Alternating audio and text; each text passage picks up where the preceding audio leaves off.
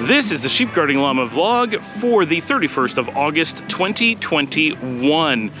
Holy cow, we've been here for a long time. August is done already? It's crazy. Like, we got here in May. It feels, it's weird. And of course, this is the same thing. This is very trite to say, but it feels like we just got here, but it also feels so familiar, and this is home.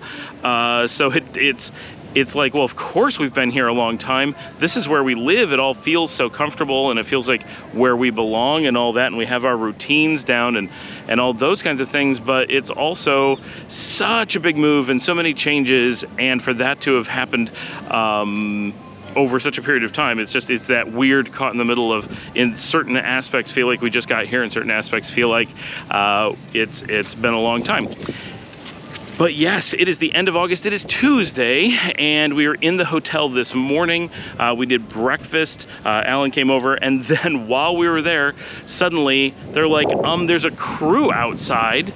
They're here with the range hoods. This is the evacuation hoods for the kitchen, the big stainless steel jobs that go over top of the grill and the oven and all those things, and suck the hot air out, which we really need because the kitchen gets really hot, and it's nice to, make that a lot better. But we weren't expecting it. No one told us that they were coming. We knew that they were coming someday, right? We had paid for them, but there was nothing on the schedule. And this is a big crew with a lot of equipment, and of course they're going to take over the hotel. So with basically no notice, we had to close the hotel. We were still able to keep the bar open to some degree, and we were able to keep, if anyone rented a room, and thank goodness it's, super slow day, so it wasn't a big problem. But we had to suddenly close the kitchen without any warning, and we have a full kitchen staff who's there to cook and things. Of course, they have nothing to do. They all just had to run out of the kitchen. So we had to close it really quickly. We weren't able to go into the lunch hours. Adios.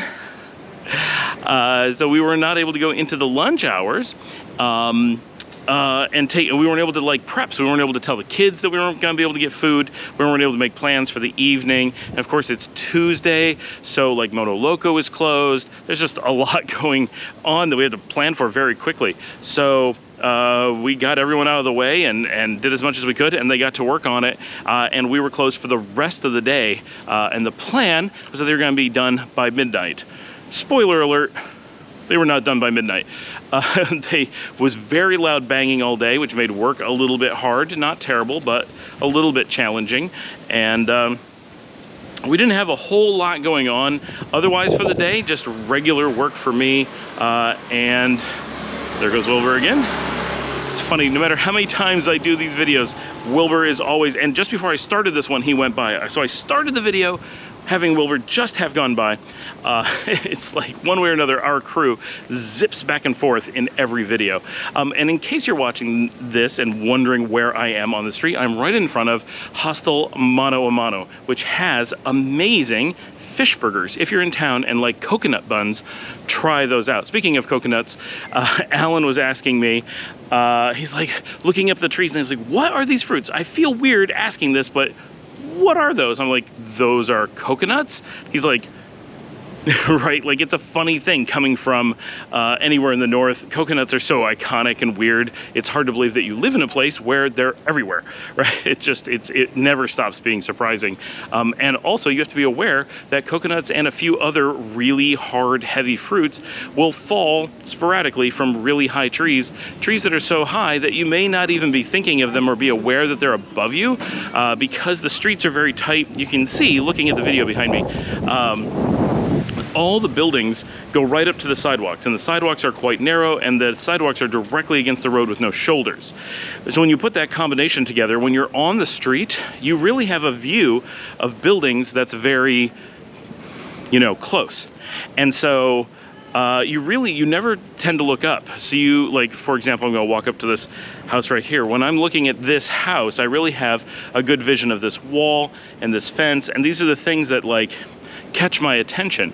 And to some degree, I have an idea of their front door and such because I have fairly good visibility to it. But if I want to look up and look at their second floor and know what's up there, I have to actually kind of look up and make an effort to see what's up there, and my angle's not great, so I don't have great view of it. I don't really know what's up there. So because of that, you're not looking up at trees very often. You really most of the time have no idea what is above you, and there's a very real possibility that something will fall on your head and hurt a lot. So that's a funny thing that happens. I thought that we were going to get food this evening from Puesta, because Luciana had wanted pizza last night, but of course we didn't get pizza last night, so she changed her mind by tonight, which of course can happen, but that's just how it is, so we can't make any plans. She really wanted food from Barca de Oro, which she has been wanting for some time. By the way, I will just point out, this lot right behind me with all the weeds is Mike's Future Mexican Restaurant and Hotel. All right, so, and I'm in front of the Pacific Breeze, which you'll see in a second. So we ordered from Barca de Oro, but I was busy working. So one of the great things about having an assistant and eating a little bit on the early side is that Erica was able to run down to Barca de Oro, get our order that we placed online, and bring it back for us. So even though we didn't have a kitchen, we were still able to get food without having to go anywhere. We might be getting a little bit spoiled here in Nicaragua. So they did that. Paul got pizza from Puesta del Sol, and Alan